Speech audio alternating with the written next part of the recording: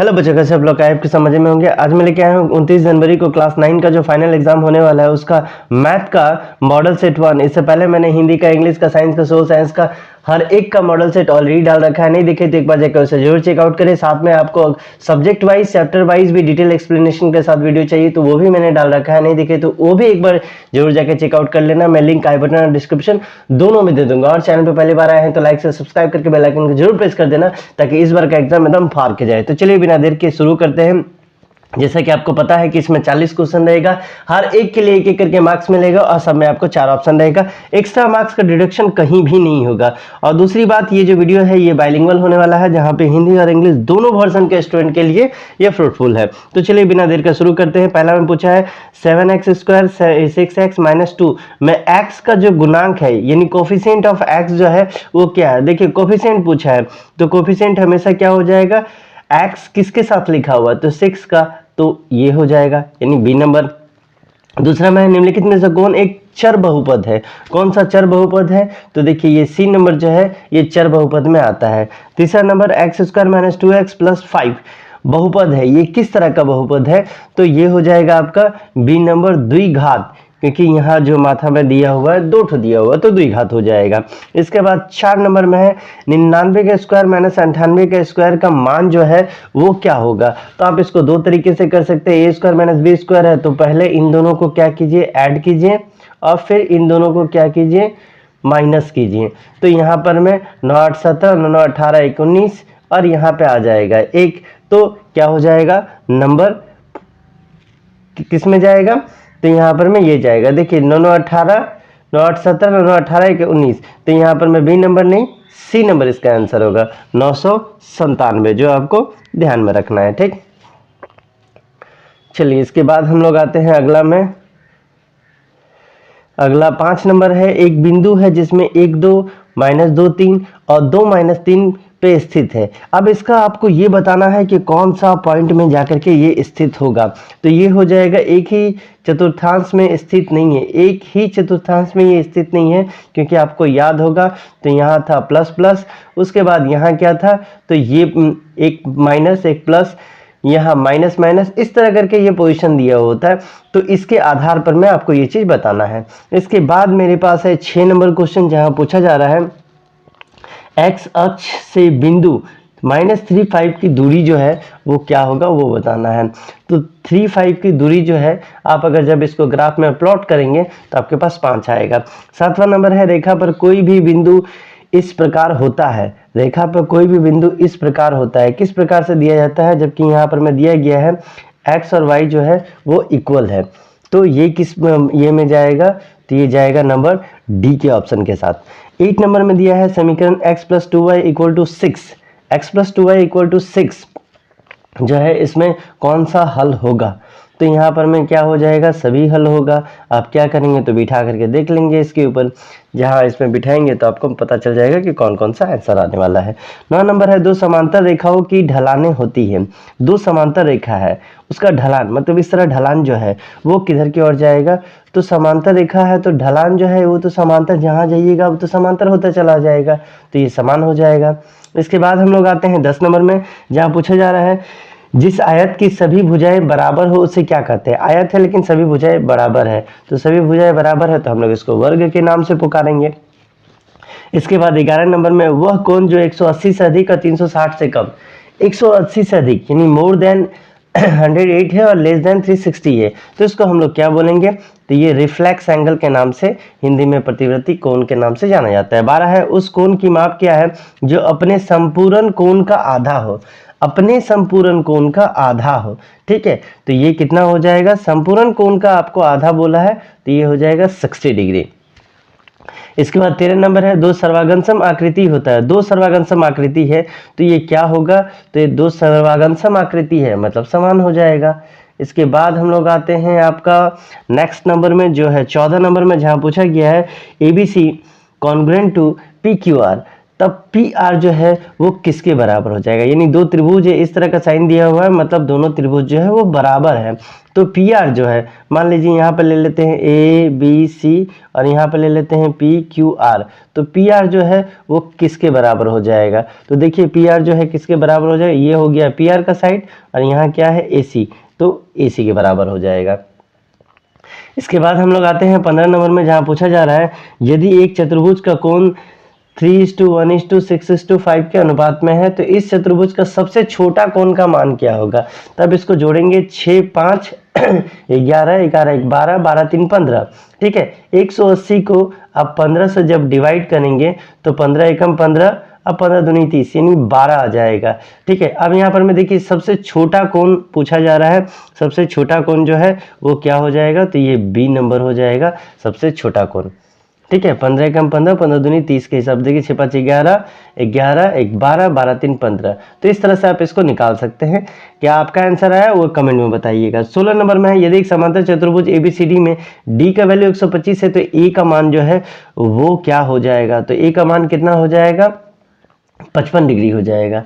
ठीक, 55 60 70 80 यानी इन दोनों का सम जो है वो 180 हो जाएगा। 17 है दो समांतर चतुर्भुज बराबर आधार पर एक ही समांतर रेखाओं के बीच स्थित है, इनके क्षेत्रफलों का अनुपात जो है वो क्या हो जाएगा। तो अगर समांतर रेखाओं के बीच स्थित होता है तो इनका क्षेत्रफल का अनुपात जो है वो 2:1 में जाता है। 18 है वृत्तखंड का एक चाप तथा डैश के बीच का भाग होता है। किसके बीच का भाग होता है, तो जीवा, जिसको हम लोग कॉर्ड के नाम से भी इंग्लिश में जानते हैं।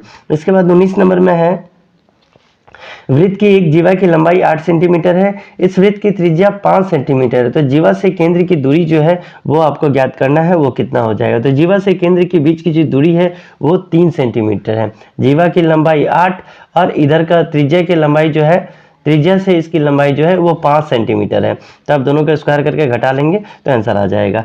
20 नंबर है अर्धवृत्त का कोण डैश होता है। तो अर्धवृत्त का कोण जो है वो क्या होता है, तो समकोण होता है। 21 है यदि ए बी तथा सी एक त्रिभुज के 3 भुजाएं की लंबाई हो, अगर त्रिभुज का 3 भुजाएं का लंबाई हो तो ये कौन सा फार्मूला में जाता है। तो आपको ये याद होगा, sum of two sides is greater than third side. ठीक, 22 नंबर में है कोण का समद्विभाजक। कोण का समद्विभाजक जो है वो क्या होता है, तो कोण को 2 बराबर भागों में बांटता है। जबकि हम बोल रहे हैं कोण का समद्विभाजक है, तो समद्विभाजक है तो क्या करेगा, 2 भागों में बांटेगा। 23 नंबर है 10 सेंटीमीटर भुजा वाले समबाहु त्रिभुज का परिमाप जो है वो क्या होगा।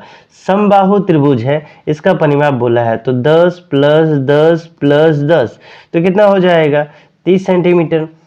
इसके बाद हम लोग आते हैं 24 नंबर में, जहां पूछा जा रहा है हीरोन का सूत्र में एस क्या है। एस किसके लिए स्टैंड होता है, तो एस होता है अर्ध परिमाप के लिए। पी रहता तो परिमाप, हम लोग क्या लिखते हैं, A plus B plus C by 2, तो बाई 2 मतलब अर्ध हो गया। 25 है एक घन का किनारा 10 सेंटीमीटर है तो उसका पार्श्व पृष्ठीय क्षेत्रफल जो है वो क्या हो जाएगा, तो ये हो जाएगा 400 सेंटीमीटर स्क्वायर। किस फार्मूला से, तो 4 उसके बाद आर स्क्वायर। अब इसमें डाल देना तो आपको समझ में आ जाएगा।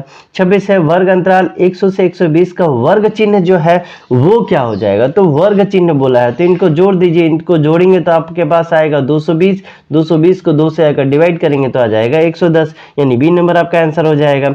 27 है 2 3 4 5 0 1 3 3 4 3, इसका माध्य जो है वो आपको निकालना है कि इसका माध्य जो है वो कितना हो जाएगा। तो इसका माध्य जब आप निकालेंगे तो ये आपका हो जाएगा 2.8। करना क्या है, तो सबको ऐड करेंगे और जितना नंबर है उसके साथ डिवाइड कर देंगे। ठीक, इसके बाद हम लोग आते हैं 28 नंबर में, जहां पूछा जा रहा है आंकड़ा 4 6 8 9 11 का माध्यक क्या है। यहाँ आपसे माध्यक पूछा जा रहा है, तो जो मध्य में है उसके हिसाब से ये माध्यक होता है। तो आप यहाँ से देखेंगे तो देखिए यहाँ पर मैं ये 2 ठो ये 2 ठो, तो माध्यक क्या हो जाएगा, बी नंबर 8। 29 है एक असंभव घटना की प्रायिकता क्या है। जो घटना हो नहीं सकता है उसका प्रायिकता पूछा जा रहा है, तो जो घटना हो नहीं सकता उसका प्रायिकता हमेशा 0 हो जाएगा। 30 है यदि एक सिक्के को 2 बार उछाला जाता है तो परिणामों की कुल संख्या क्या है। सिक्का 2 बार उछाला जा रहा है तो टोटल आउटकम जो है वो हमारा 4 हो जाएगा। तो उसमें परिणामों का कुल जो संख्या है वो पूछा जा रहा है, कुल संख्या आपके पास पूछा जा रहा है तो टोटल 4 ही आएगा। 31 नंबर में है निम्न में से किसका दशमलव प्रसार शांत होगा।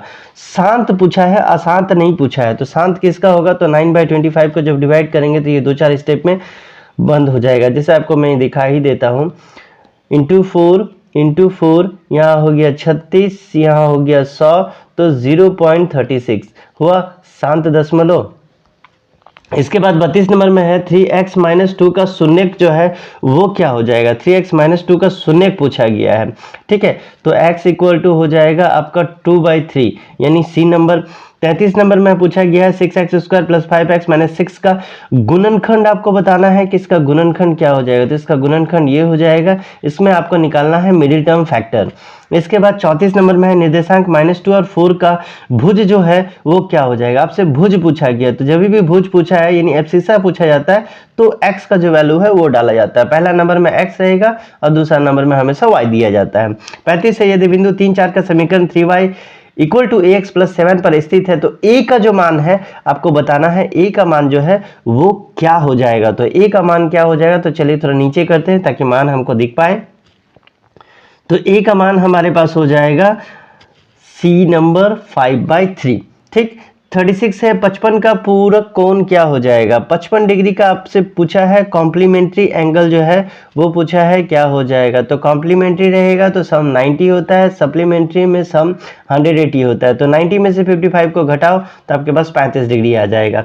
37 है त्रिभुज ABC में AB इक्वल टू BC है और B का मान जो है 70 है, तो A जो है वो किसके बराबर होगा वो बताना है। तो A का जो वैल्यू होगा किसके बराबर होगा, तो 55 डिग्री के बराबर होगा।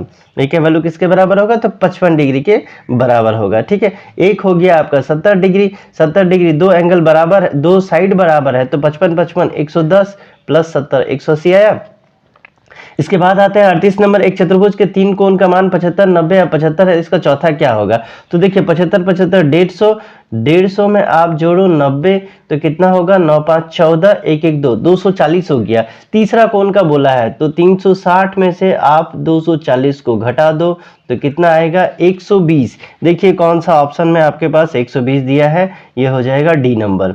इसके बाद हम लोग आते हैं 39 नंबर में, जहाँ पे आंकड़ा 2 3 5 ऐसे करके आंकड़ा दिया है। इसमें 5 की बारंबारता आपको बताना है क्या गो है। तो देखिए 5 एक बार है, 2 बार है, 3 बार है, 4 बार है, 5 बार है, 6 बार है, 7 बार है।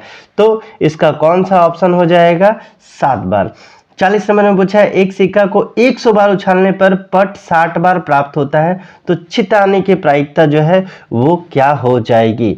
तो देखिए 60 बार आपके पास पट आ गया तो चित कितना बचा 40, तो 40/100 क्योंकि टोटल आउटकम आपका 100 है और फेवरेबल है आपका 40 हो गया, ठीक। तो ये हो गया आपका मैथ का सेट 1। बहुत जल्दी इसका मैं सेट 2 भी दे दूंगा, अदर सब्जेक्ट का भी मैं सेट 2 सबका मैं रेडी कर चुका हूं। आपको 1-2 दिन के अंदर ही सारा का सारा मिल जाएगा। आप चैनल पर बने रहे, ज़्यादा से ज़्यादा इसको शेयर किया करें और लाइक करना तो ना ही भूलें, ठीक है। मिलते हैं अगले वीडियो में, तब तक के लिए bye bye and take care.